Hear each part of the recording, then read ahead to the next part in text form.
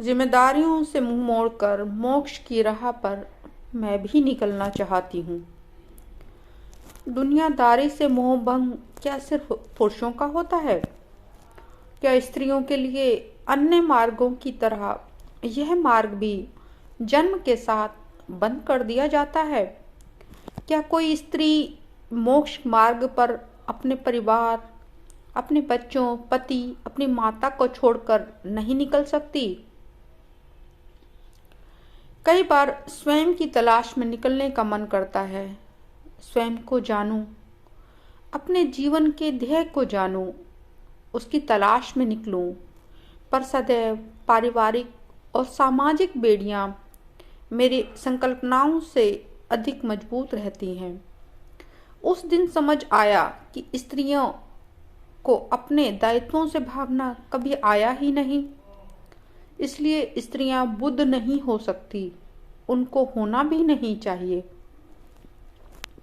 रात के अंधेरे में सोते परिवार को छोड़कर देहरी के बाहर पैर रखते ही वो उल्टा हो जाएंगी।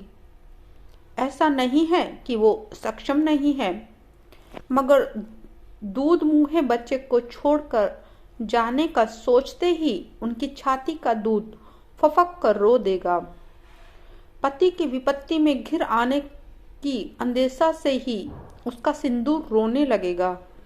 घर की जिम्मेदारियां और रिश्ते उसे बार बार स्मरण दिलाएंगे कि तुम्हारे बिन हमें कौन निभाएगा। ये सच है कि बुद्ध होना कठिन है, पर यशोधरा होना असंभव है। बुद्धत्व पाना सरल है, पर स्त्रीत्व पाना कठिन है।